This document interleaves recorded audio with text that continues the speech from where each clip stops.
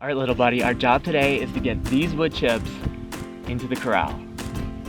Yes. Look how hot they are. See? Yes, I know. They can't even break a pool. That's gonna be a little bit of a challenge. We had a hard freeze last night, so these wood chips are pretty frozen. I've been waiting on them a few hours to thaw out, but we're just not getting above freezing. We'll just have to see if we can get the pitchfork in there and work it.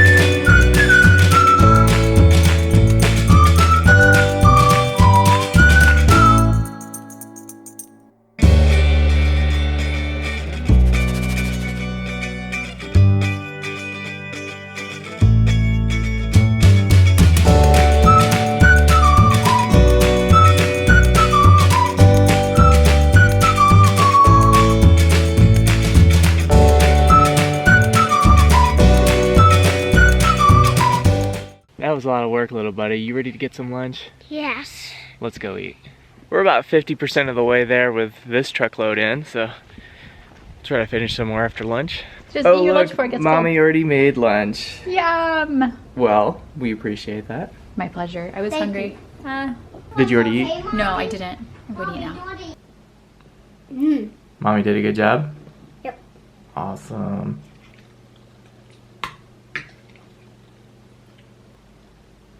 My hands up because I like it.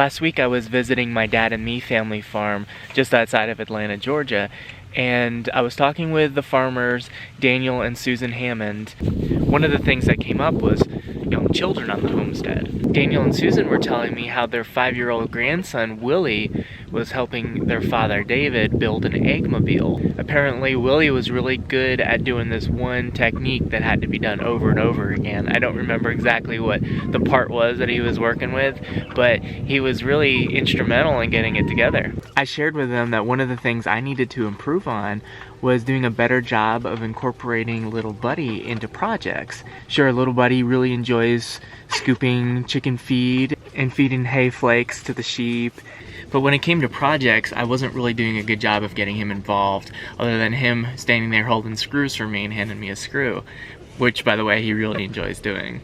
My concerns are usually things like safety. Some of the stuff just seems like there's a potential for injury that I'd like to avoid. And also time. I'm always trying to do things most efficiently with time. There's never enough time in the day, and I'm always racing against the clock with the sunlight.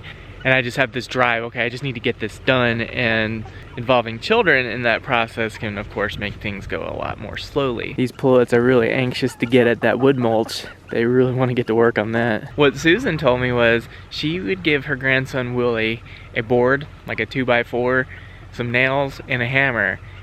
And they tell him that they need some nails in that board.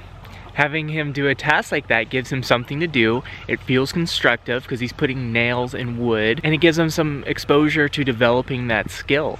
I've been chewing on these thoughts for the last few days, and then yesterday I saw that the Pratt family homestead, one of our YouTube channel friends, they did their first vlog ever, or as Mike was putting it, vlog.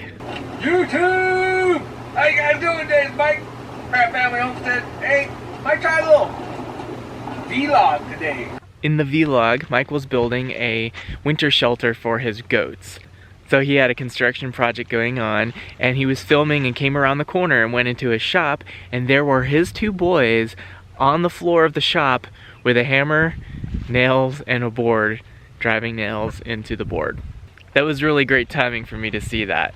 It now has me more motivated to do a better job with incorporating little Buddy into these things. So with the wood chips, little Buddy really wanted to help out with the wood chips this morning, so I gave him the pitchfork and we got to work on it. And he stuck with me for about an hour and a half, right all the way up to lunchtime. And sure, now he's ready to play toys and stay inside for a little bit. And I'm totally fine with that. I'm not gonna push him to come back out here and overdo it. That's probably not something I would have normally asked him to help with or allowed him to help with. You know, the pitchfork has sharp ends on it, you know, oh, the wheelbarrow's too heavy to move. He did fine. Well, that just about does it for this wood chip pile here. You can clearly see where the wood chips were over here. It's interesting to point out the effects of the wood chips on the ground. Over here, the ground is soft and moist. You can see this fork just goes right in the ground fairly effortlessly. But on this side, hard and frozen. And here is the results of our labor for today. The wood chips are within the corral.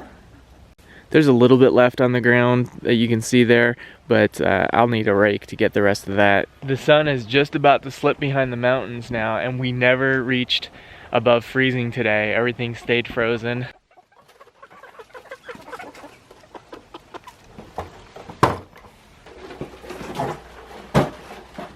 With as cold as it's supposed to be tonight, I don't think the garage is really gonna stay warm enough to keep the waterers from freezing, but I thought I should give it a try anyway. Stay warm tonight, ladies.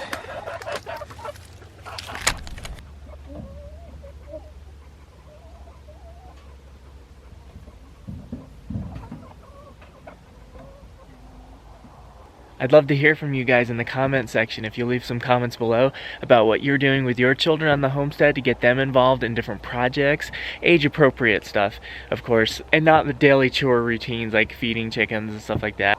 But if there's just some activities like putting nails in boards, stuff like that, different suggestions like that would be really cool to hear from you guys.